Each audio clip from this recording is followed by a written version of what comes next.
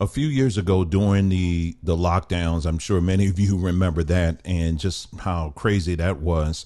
I immediately in my mind, I said, we got to do something, and because there was just a lot of grief. There was a lot of turmoil and stuff that was going on back then. And so I wanted to use this platform as a way to try to bring our people together in such a way where we can create our own support systems, so that we can support each other emotionally and also in tangible ways, because there were a lot of needs that were going on at that time. And I wanted to see what we could do. And in today's video, we're going to talk about some of the things that I learned in trying to do that. Now, before we begin, I'm usually here. You see me at this desk all the time talking, but I might somewhere in the middle get the unction to go outside a little bit. So, we probably sit in the back porch a little bit and finish this conversation. So the scenery is probably going to change a little bit. Now, the first thing I want to make absolutely clear is that, number one, I do not know everything. Okay. This is something I've made many times abundantly clear on this platform. I certainly made it clear in this group that we created that we're going to talk about. And I'm just saying it right off the cuff because I'm sure there's always a small percentage of people that will say, well, you should have did this and you could have did this. And why didn't you do this and all, and it's like, okay, understand, I'm not a professional. Okay.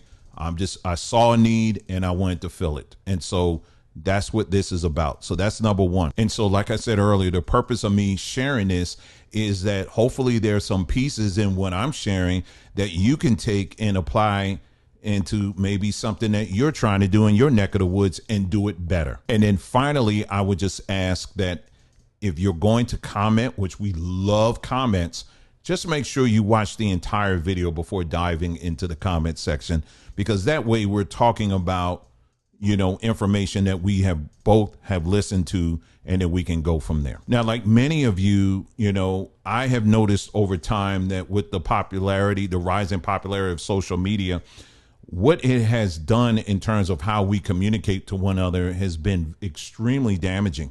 We've gone from the days of, spending time and actually talking to people face to face. I'm not talking FaceTime, right?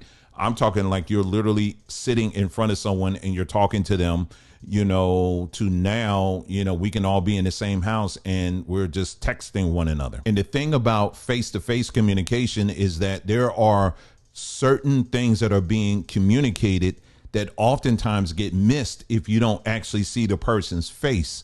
And this is something I really stressed in this group that we're putting together, is that we need to see your face. It wasn't for some old personal kind of devious thing. It's just we want to be absolutely clear in our communication, both that you see what we mean and when we're communicating, and we can also see, okay, you're getting it or you're not getting it. Because unfortunately, this type of communication, it gets lost in the comment section. I can only begin to tell you the amount of times that heated discussions that didn't even start off as heated just erupt into that, simply because there's key things within that communication that's absent, like facial expressions or tone of voice, that kind of thing. So that, to me, the communication piece was so very important, because, when you're dealing with the situation, let's say where if it's an emergency situation, you want to make sure that people are getting accurate information. And when I mean accurate information, it's not just you reading a text. It's the whole picture, the whole package, so that way there's no misunderstanding. So that was something we established at the very beginning. So one of the things we did on this platform, we said, listen, we're going to create this group that we're going to focus on. The group, basically, there's really no name to it. We're just about simply wanting to create something where we can create our own support system, where we're tangibly supporting one another. That's it. I didn't put any name on it. This wasn't a church. This wasn't necessarily a ministry per se. It was just people coming together. That's like-minded people coming together, and that's it. And so we established from the beginning, hey, listen, we're going to meet on Zoom, and we set aside different days where people can meet, we can all meet together on Zoom because, everybody couldn't meet all at the same time. And one of the requirements was, if you're going to meet with us, make sure your camera is turned on. And, in this world today, a lot of times when people are on Zoom calls, they tend to turn the camera off. But for us, we were saying, no, that needs to be on, because we need to make sure that there's true two-way communication that's going on here. You understand what we're saying, and we can understand what you're relaying and saying as well. And yeah, there were some people we actually turned away who said, listen, I'm not going to do that. And we said, okay, fine. And this is not for you, And so, and that was it. We're very polite about it, but, we were very serious about, wanting to make sure that there was clear understanding in how we communicate with one another. So one of the things we did, and I say we, it was mainly my wife and I, and then there was like a few other great people that we have in our lives. We sat down and we said, what's the best way to do this? Because again, all we see is the subscriber count. We don't know exactly, okay, where everybody's coming from or anything like that. So we said, okay, of course, obviously we are United States based.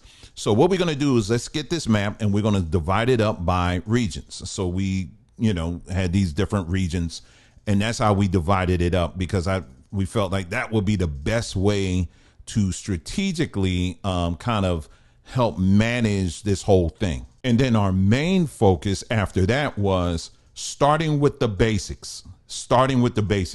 Believe it or not, I had somebody try to go back and forth with me again. It's one of these prepper people. You should have did this. You should have had this. This should have been added. And this is so basic. Yes, exactly. What we realize is that there are tons of people who are not prepared when things hit the fan. They're just not. They can watch a ton of videos where someone is going through and explaining, okay, you need to get this, you need to have that, or whatever. And they're like, yeah, but they don't do it, and they don't have it. You know what I'm saying? The mindset of preparation is FEMA will take care of it. The government will take care of it. Well, we wanted to get rid of that and get people focused on we got to do for ourselves, period. That was the goal. And so that's what we did was we said, all right, what we're going to do, we're going to create a list. Okay. And what we did is we created a list of all the things that people should have in their go/prep bag. Everything from, a couple of days worth of clothes, or, the type of shoes or sneakers you should have, all the little things that you need to have in your go prep bag in case, you have to immediately vacate your house. It should already be stowed away somewhere. So if you have to go immediately, you're not running all through the house to find it. It's already packed. You just snatch it and keep it moving. And for people who could not afford it, we made it affordable. How affordable? Well, what we did was we were able to, get access to some resources, and we had, with the help of some people, just chipping in, and saying, hey, we'll do it. I got some extra supplies here as well. We were able to supply people, whoever needed it, for free, their own go bags, their go or prep bags, whatever you want to call it. And so there should have been nobody who had an issue with, oh, it's not affordable, it's too much, or whatever, because we were able to make sure that anybody who wanted one but didn't have the resources to get one, we were able to make sure that everybody had access to one. Now, another thing we did, and I wanted to make extra clear at the beginning, was we told people, listen, if you're a part of any fraternity or sorority, like an active member, this is not open to you. And I wanted to make that very clear at the beginning. Why? Because this is not going to be an extension of that.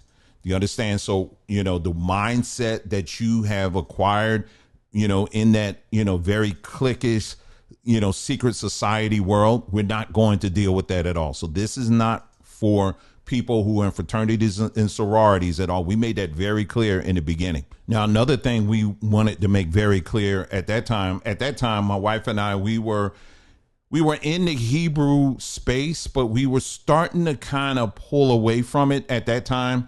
But there were a lot of people who were in this. We're talking, I forgot how many families well over 100. It's definitely a lot more than that, but I'm gonna tell you it was well over 100 families that we were working with, with this group. And one thing and a lot of those families were, religious. When I say religious, I mean they were mostly were in the Hebrew world. You had Christians in there, whatever.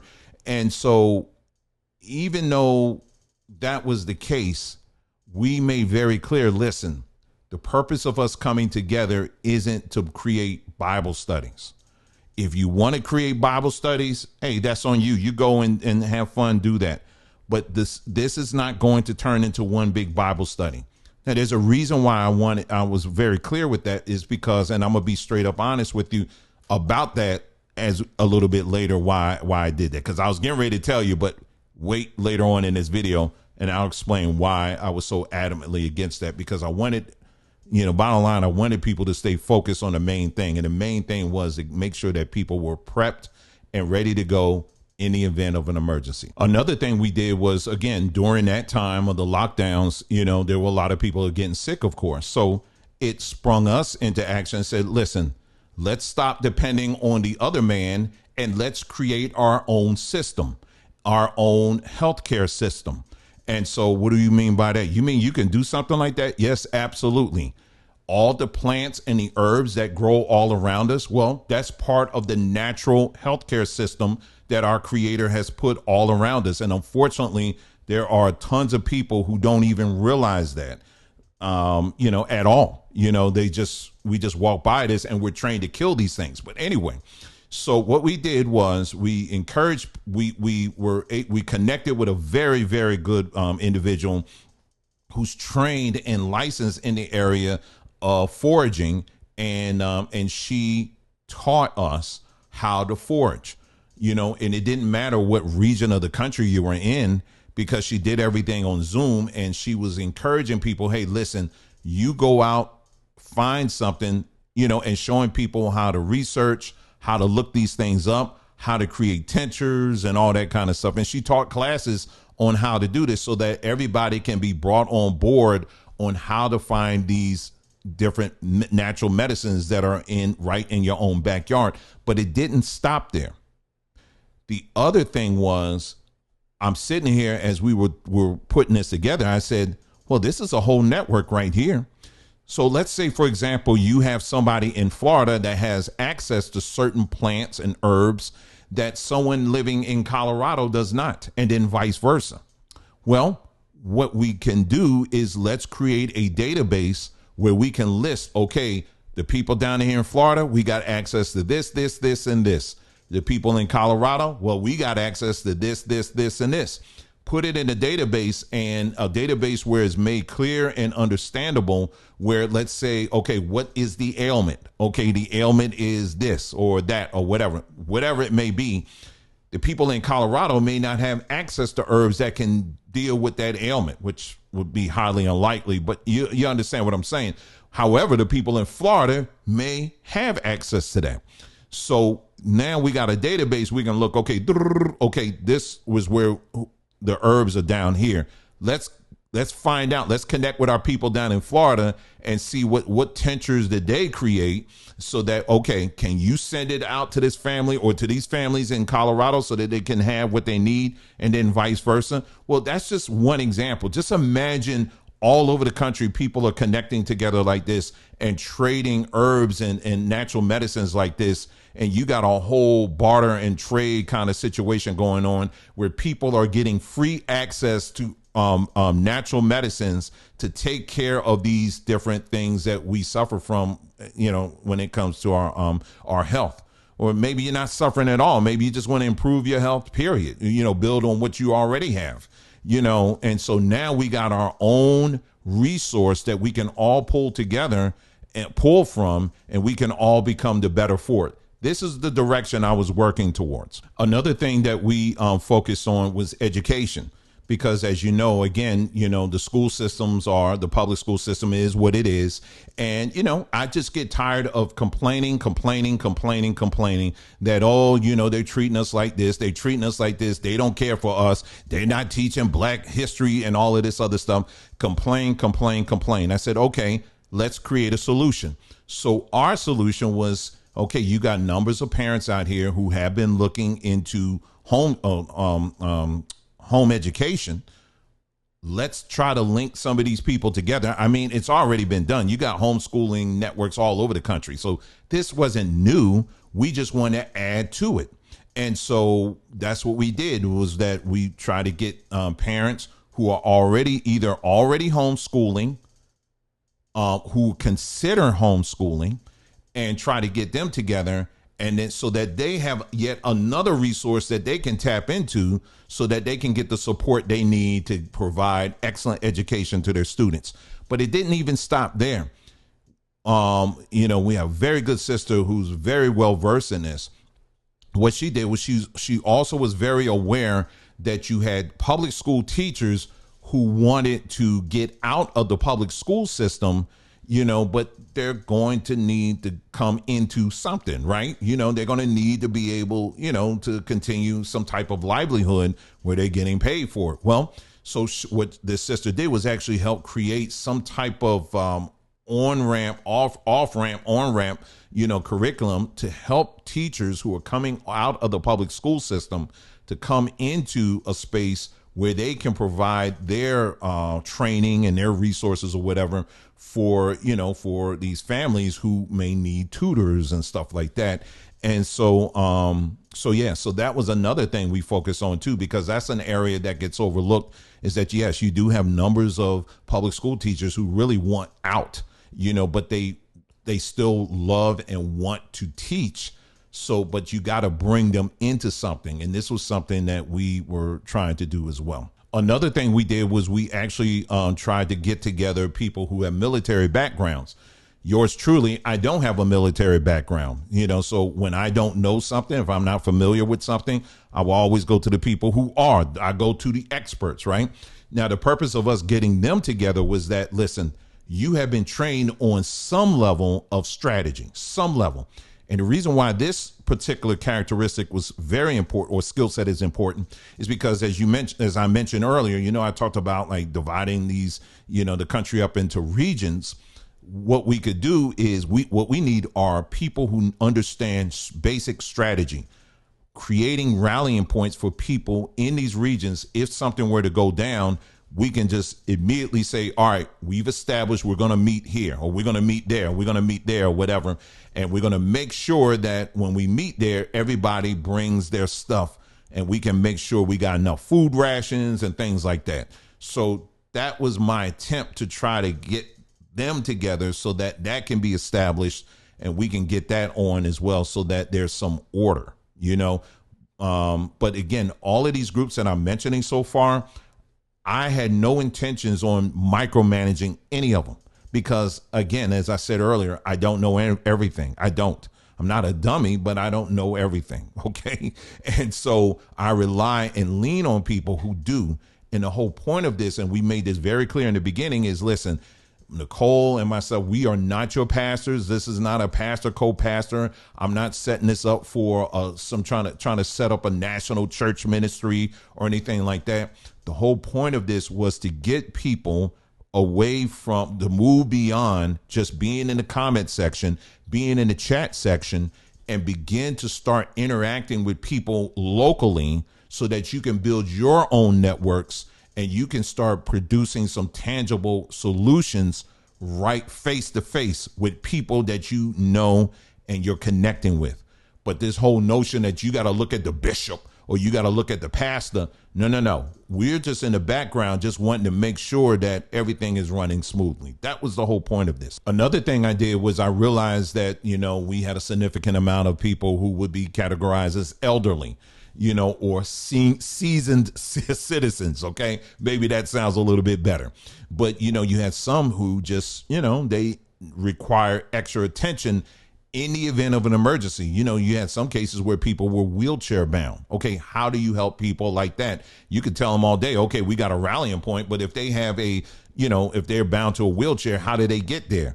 Is there going to be someone or somebody there to help them get to these rallying points? So that was another work in progress, trying to figure that out. How many of our people are wheelchair bound or need assistance in walking or moving around or transportation, things like that? Really kind of thinking these things through, putting them all out there, not for me to figure all of that out, but for the people to figure that out. Because I think if we can come together, we can figure these things out. You know what I'm saying? And put our collective experiences and trainings together, we can figure out everything. And this was another area that I was really concerned about and I really wanted to see blossom. And then one other area, there's so many areas I could tell you that we were looking into and starting the process, of really developing it. But, I'm just trying to keep this short and concise. Water. Well, water is very important, right?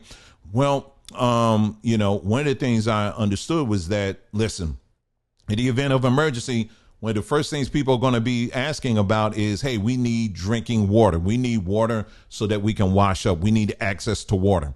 And the first thing that most people are going to do is what? They're going to rush to their grocery stores or whatever, form long lines so that they can get water. Well, what I did was I said, you know what? We can't think that way. Okay. And so what I started looking at are Black-owned water companies that I was able to find and locate to try to establish some type of relationship, at least get a price list and see, okay, what can we, let's work something out, so that we can make sure that we have a continual supply of water in the event of an emergency. One of the things, unfortunately, I was running into when I was just looking at the prices alone, they were just way overpriced. And it was another company, I just wanted to test them out. They basically took my money. I haven't heard from them since. I'm still waiting. So I think at this point, I've been in probably most of the day today. So I think what we're going to do, let's step outside. Okay. I'm gonna go sit down and then I'm going to talk about the things that I've learned and we'll just go from there. Okay. So let's go. All right, so feels good to be outside, and it's getting cooler out here too. So anyway, as far as things that I learned from that or things I observed, is number one, as you already know, Black people, we are a very religious people. I mean, and that's on a whole scale, from the people who are very, very churched to the people who, or maybe not necessarily in the church, but maybe a part of some other religion. But we're very religious, and we're very loyal to those belief systems. Even though we can honestly say that there are more and more people, Black people, who are starting to wake up and come out of that matrix system, there are still numbers who still cling on to some aspect of those religious constructs. And so when you bring those mindsets into a space where you're trying to do something that isn't religious based, it does ultimately create some problems. Like, for example, I'm a type of person that if I have an issue with somebody specifically, I'm going to go right to them, and I'm going to, if it's something that's like a personal thing or whatever, I'm going to go right to them. So, but in the church world, and it's not exclusive to like the church world, but this is something I've seen, is that a lot of times what people will tend to do is that they will create their own little subgroups and will begin to, start talking about the individual or individuals, and they will voice their disagreement about it. And what happens is you're creating these little stew pots that just keep boiling and boiling on a slow boil until it becomes too much, to where it just overflows and it becomes just poison, just being just sprayed out all over the place. And that is one of the things that we witnessed, several times, within this group. And again, it's not everybody. I'm just talking in certain examples where, because what we did was for each one of those regions, what we did was we said, okay, we're going to have administrators within these regions, just as a point of contact. So if people have questions about anything, they can go right to their administrators, and their administrators can bring some clarity or whatever it is, you know what I mean? And what they don't know, they can pass along and ask us, or whatever, But again, we, when I say we, I'm talking Nicole, myself, and then the small team we had, we wanted to be as much hands off as possible. So we really wanted people to focus on solving issues amongst themselves. And so when they couldn't do it, then it turned into some other things. And going back to what I was saying earlier, this whole thing with Bible studies, I don't have any problem with people having Bible studies, but in my experience, Bible studies more often than not are seed beds for things that it usually turns into something else. Gossip sessions, and they're just launching pads for a lot of other things that have the potential of doing the opposite of what the intended purpose, what the stated purpose is. And that's why we said, listen, if that's something you want to do, to have, if you want to have Bible studies in addition to what we're doing here, hey, cool, you do that. But that is not our main thing. You can do that on the side, but that's not really what's our main thing here. We want to focus on the basics, because I already knew what was going to happen if people started turning and focusing on that. Unfortunately, we started seeing that, and just like I figured what was going to happen, it did happen. It got to a point where it was so bad where we had to shut down certain regions, like either a region, and we later switched to like breaking it down by states. We had to shut certain groups down because it had gotten so toxic. We really couldn't, it just was no other way to move forward. Another thing I would say is that if you're going to do something like this, it must involve men. I can't stress that enough. You cannot mimic the demographic layout that you find in most black churches where it's majority women.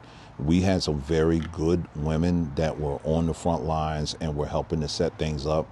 So I'm not talking about them, but you also had a percentage that, again, they just brought the church mindset with them, and it didn't fare well. You know what I'm saying?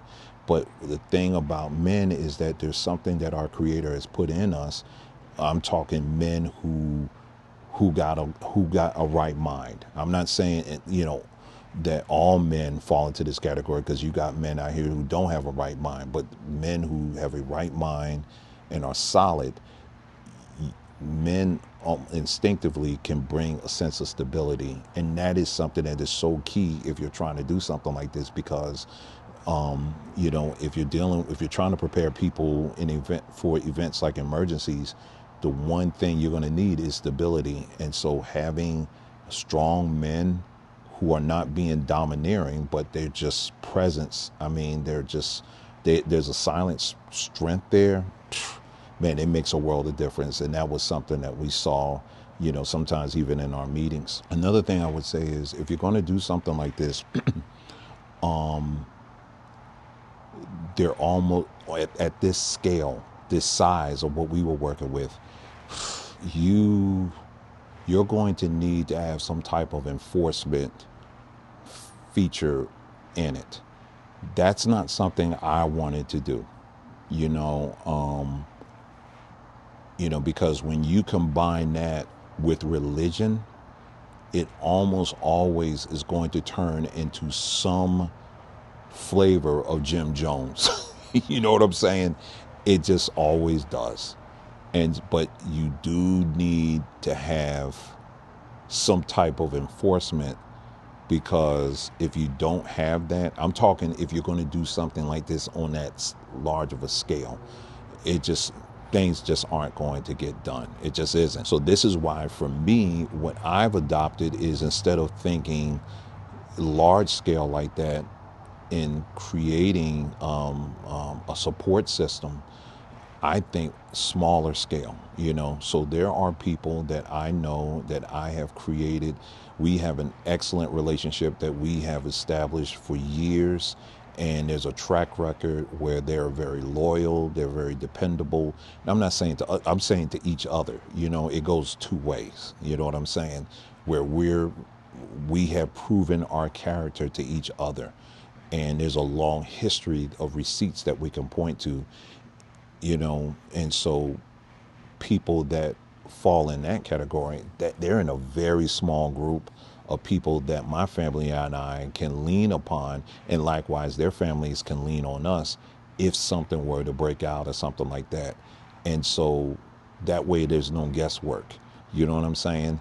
And thinking smaller like that, I think is way more effective than trying to get masses together of people that you really don't know. That, I guess, was really what we were trying to create on a larger scale, was to get people to start reaching out to each other on a smaller scale. You know what I mean? We were just trying to do it all in a much larger way. And but ultimately, we just encourage people, hey, listen, you need to do this on the local level. And that's what we've been saying since day one. But to try to think that you're going to have this massive amount of people all clicking in magically and working together, it's just, no, there's no evidence of that ever happening, especially when you're dealing with black folks. I'm just going to tell you, it just doesn't work that way. The other thing I'm going to say that's going to probably mess up some of y'all out here who are black and watching me right now is that if your network isn't necessarily going to reflect people who look like you. In other words, what I'm saying is this, is that you're going to have people that you have already established a very good relationship with. They've proven themselves, but they're not black. They don't look like you. They may be white, they may be Asian, they may be Hispanic, or whatever it is. If they have ticked all the boxes as far as being reliable and dependable, then yeah, they should be included in your own personal network. And some people, I've said this many times before, and some people just get angry once I say that. And they say, no, it's 100. I'm relying on everyone black. Well, honey, listen, if you want to do that, you go on ahead. But whoever that person is, or people that's going to be in my personal space, they're going to be people that have already proven themselves and have character that can be, that everybody can say, you know what, this is someone that you definitely want to rely on. You understand what I'm saying? So that's something that I can't stress that enough. But other than that, I mean, that's really it. I mean, there was a lot of things that I noticed. There's a lot of things I've learned, in that. But those are just some of the highlights there. But, I will say this in closing. I don't agree that when I hear a lot of times people say black people can't work together, that's a lie. Black people do have worked together. We have a whole history of working together, but now we have to think smarter. We can't just simply believe that just because someone looks like you, they're automatically team you. They're not. So we have to be a lot more selective in who we include in our support systems, because otherwise, if we just leave the back door open and just think anybody that looks like us can come in, and you just assume that they're for your best interest, you're going to be setting yourself up for disappointment over and over and over again. But other than that, it was a very good experience. It's something that I've definitely learned from, and I look forward to hearing from some of you guys in the comment section of some of the things you may have tried to do or attempted to do, the things that may have worked, the things that didn't work. Share that information, because that's why I'm sharing this, in hopes that someone can learn from it and maybe go much further than I did. So that's all I want to do, is to come here and just share those experiences with you. I hope it moves you forward, and yeah, go ahead and dive into the comments. I'd love to hear from you. All right, you guys take care. I'm gonna head on back in this house and get something to eat. Take care.